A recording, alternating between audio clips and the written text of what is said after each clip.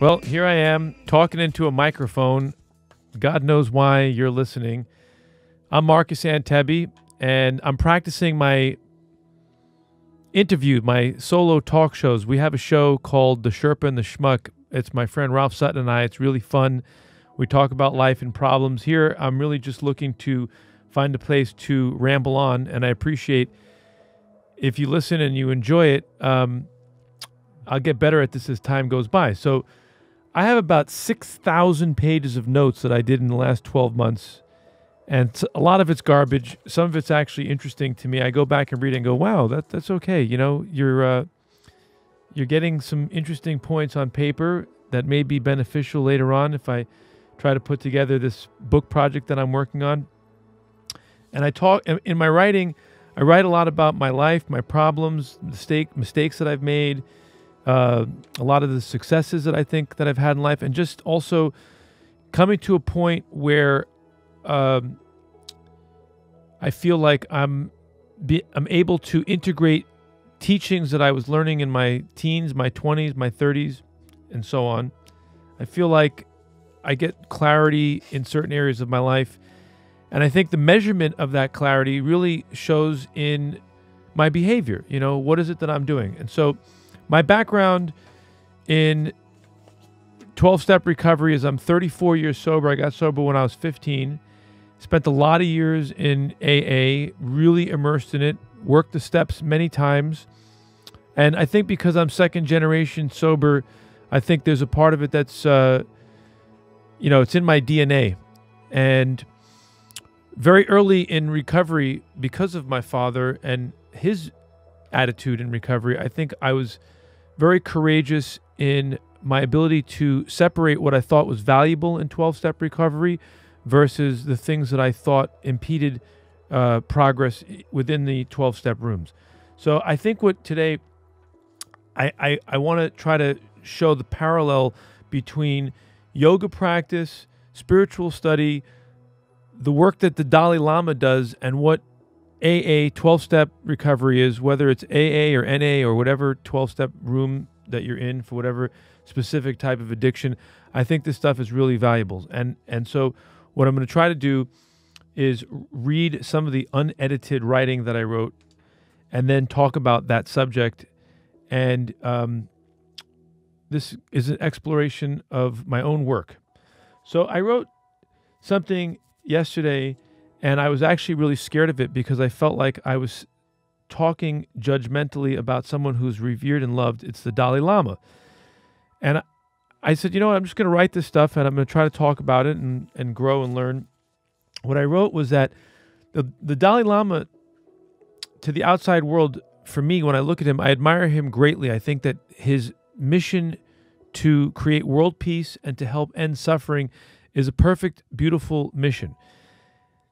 The problem I have with it is I'm not sure it's going to work completely, and in anything that's partially working as a system, I would look to try to contribute something to make it work more efficiently. And the first problem I have with the Dalai Lama is that he sits, even in a humble way, he sits in a station that's above the rest of us. He's a chosen person. And although that might not be the message that comes out of his mouth, it surrounds the whole entourage. And I don't think that's the right way to frame helping humanity. You know, I have this is something that I wrote. I think I'm going to go to that and then try to talk about it as if I'm talking about someone else's writing. The Dalai Lama, the people before him went to such elaborate measures so that the young Dalai Lama boy, when he was discovered, when they told him his story, that he was the reincarnation of someone great that came before him, the placebo effect they created around him was so great that he grew up believing he was this great saint. And there's nothing harmful for him as an individual to believe that he had such a great mission. The problem that I have with it is that all of us, therefore, would be a reincarnation of the Dalai Lama or someone great and a saint, if reincarnation is the storyline that you like to follow. And I think that that's what we need to concentrate on. We need to concentrate if we're trying to help each other on understanding that all of us are great in the same exact way the Dalai Lama is, if there's such a thing as reincarnation, and that's the way that the natural world is unfolding, then at some point I've been the Dalai Lama 5,000 times, and at some point the Dalai Lama himself was a bad person in different lifetimes. According to the way I would think about reincarnation, because there'd be no limit to how many times you would reincarnate if that's a story that you want to follow. So what I'm trying to say in that writing is that in order to help people, we have to do away with positions and titles. Those positions and titles are an attachment that prevent people from getting into the real story of life. I feel like those stories are fiction. They're not really that much different than Santa Claus. Even though they're harmless stories, I do think that they actually create a barrier between the way we think, the problems that we have, and our own journey to salvation. Now, I'm in the deep end of the pool here when I'm going to talk about this subject, because I'm not trying to disrespect the Dalai Lama. As I said when I opened that discussion, I think that his life is enviable in so many ways, and I wish to be 1/100th of the human being he is in terms of the service and the subjects that he has covered and the people that he meets and the positive message that he embodies. In that regard, I have no problem. It's just that if I were his disciple and I was sitting in front of him, I would try to tear away his identity and his ego to leave him with someone who is exactly equal to me. The first question I would ask the Dalai Lama is, I would say, can you tell me more about the mistakes that you make in your daily life? I'd be very curious to hear his response. The first thing I would assume is that he would tell me that everybody has to make mistakes because life is imperfect and you have free will and you make choices. So how could anyone have a perfect batting average or just be 100% every time they pull the slot machine handle? How could they always get 777s? So I'd be very interested to hear what the Dalai Lama's idea of mistakes are. Now, I think that I'm not going to back down. Fortunately, I don't have a popular show and no one's listening, so I'll never back down. I shouldn't say never. It'd be very hard for me to back down from a philosophical teaching that is deeply built in the concept of non-attachment, but yet it is surrounded by attachment at every angle. My way of thinking is more so that in my way of life, you maintain a certain amount of attachment and you walk a very fine line between becoming overly attached to ways of thinking, people, objects, things, so to speak, even philosophies, even to what I'm speaking about right now. The idea is that you're going to think of things. The idea is, can you think of those things, express them, and then let them go? And the thing that I would try to let go of in order to help humanity is organized religions of the past, philosophies of the past. I would use some of the framework, some of the ideas of compassion, but I would let go of a lot of the systems that as of yet have not seemed to liberate man. And if we had a community of people that were thinking like this, I think that together we can do something to create a philosophy for 2019, 20, 21, and so on that's in the future. My vision of mankind way out into the future is we clearly understand the root of all of our problems is in our failures as parents, how we raise our children. That as an animal, we're perfect, but as a thinking animal and as an animal that's responsible for raising a very slow developing creature, we make tremendous mistakes. We're still learning, we're still evolving, and these mistakes have tremendous consequences for thousands of years to come, because we can see that mistreated children grow up to be very dangerous grown-up people. So the root of the problem would be to have a better system of parenting. And I have no idea of the time frame of how long it would take to let the generations of maladapted people die off and to create societies that had an effective way of making sure that children were handled properly. But one could say with technology and creativity, that would be the thing that we're evolving towards, is handling and treating our children much differently than we do today. The amount of trauma and abuse and really the disgraceful way that many children have to endure the most important development stage of your life, it's really it's remarkable that we're the apex creature on this planet. So with that in mind, I'm going to back off of this chapter from talking about the great leaders of the world and trying to say anything negative about them. I want to tie it back into 12-step recovery, which is a very niche subject, but it seems like there's a lot of people out there that are in 12-step recovery or are familiar with it. 12-step recovery is a modern philosophy that's been broken away from Christianity, obviously from Judaism, and there's Buddhist and Zen philosophy in it, the Far Eastern philosophy in it. The center around 12-step recovery is that we're creating a society that is a community of people that are there to serve each other, which sounds in theory like the way humanity was designed to live in the first place. Again, I feel like I'm in the deep end of the pool here, and as I'm ranting, I'm starting to get really tense. I feel like I'm not really staying on track of any subject. Brian, am I staying on track on anything? No, but let's go back to what questions you'd ask the Dalai Lama. Oh gosh, thank you for keeping notes.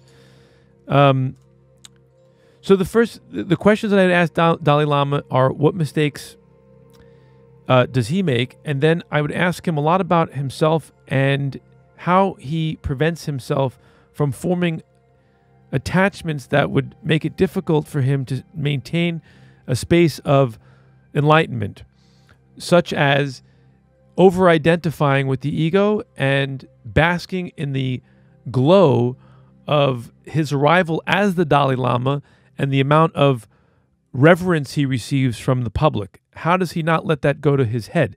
Does he have somebody that he goes to, like a weekly therapist, to talk about how he has to suppress his innate desires, so to speak, to be loved and revered?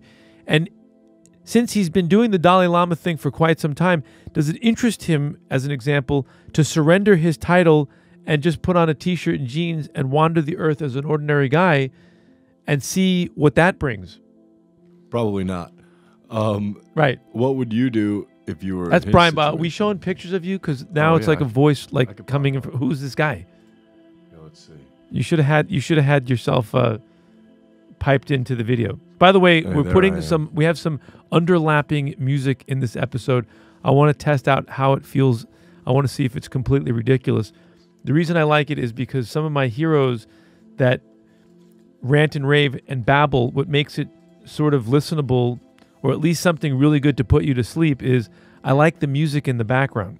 So I'm trying to just see if that works in context of what I'm doing. Do we see you now? Can we cut to a shot of you? Here, I'm in the corner. Okay, so it looks like he's in a booth. It's actually me that's in a booth. He's in a open room. That's Brian McKay, who's engineering my show. Poor guy's got to listen to this stuff for an hour. So, Brian, you're keeping me on track. What is going to keep me on track here right now? What am I supposed to speak about? So I was kind of wondering what you would be doing in that situation if you had that power, how you would keep yourself in check. Well, thank you for asking that. I mean, the power is relative, right? Because in my own life, I have a relative power. It's not as great as the Dalai Lama, and I have relative success. And if we're talking about how one is reborn into a life of good fortune, or, it's karmic work that brought me into this body, I would say that the Dalai Lama and I have a lot in common. He's much further ahead than I. the same question would have to be asked: is how do I constantly reinvent myself? How do I dismantle certain constructs in my mind to build new ones? And I think a lot of it is about surrender, attachment. And I think as we get older, we have to look at all of the constructs in our mind and be willing to dismantle them. And the thing that strikes me a lot now at age 50 is the contradiction in the Enlightenment theme, which is usually from the Far Eastern thinking, where the idea is that you surrender all attachments, and I can understand how this works, but then after all that surrender, there's still a person who's at the head of the classroom. There's a person whose picture's on the wall. There's a person who is at the center of attention. And although from the outside, a lot of us can say, well, he's not attached, we don't know because we're not inside of his head.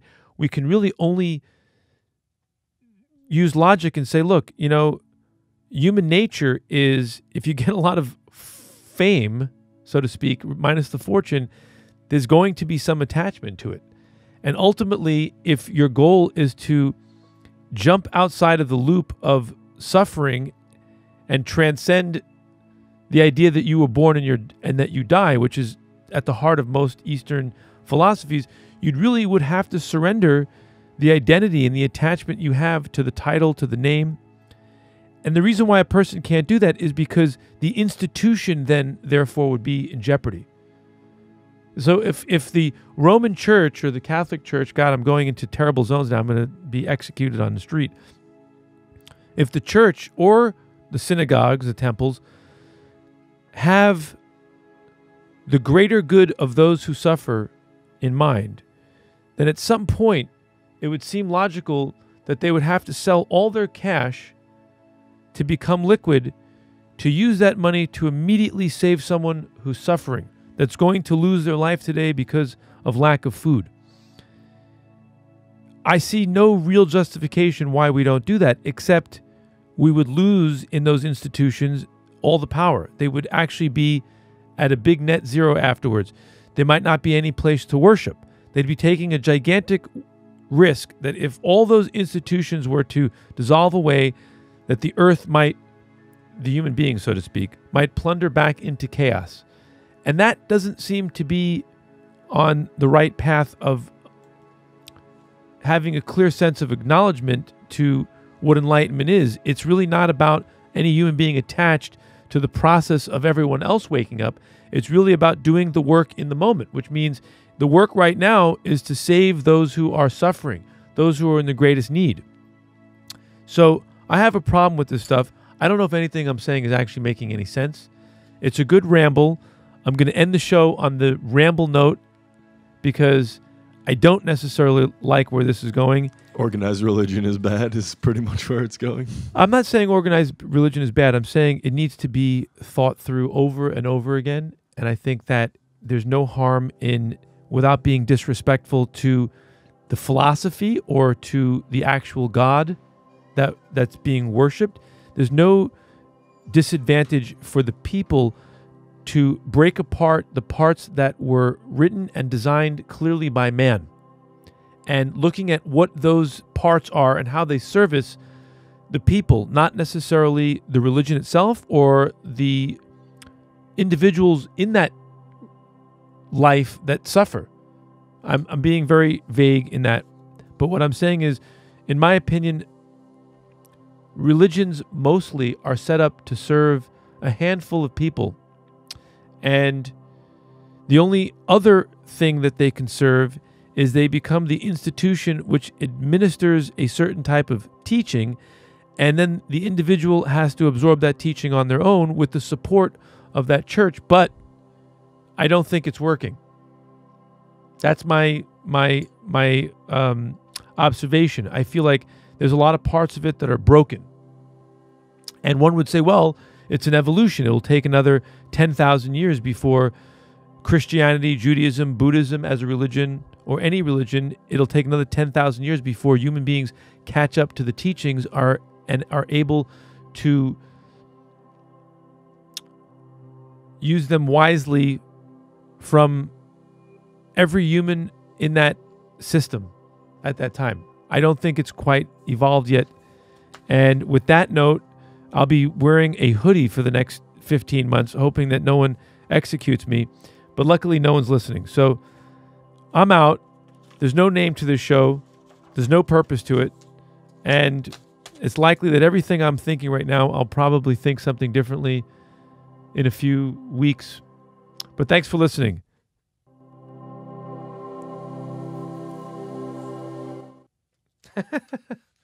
That was a practice run, by the way.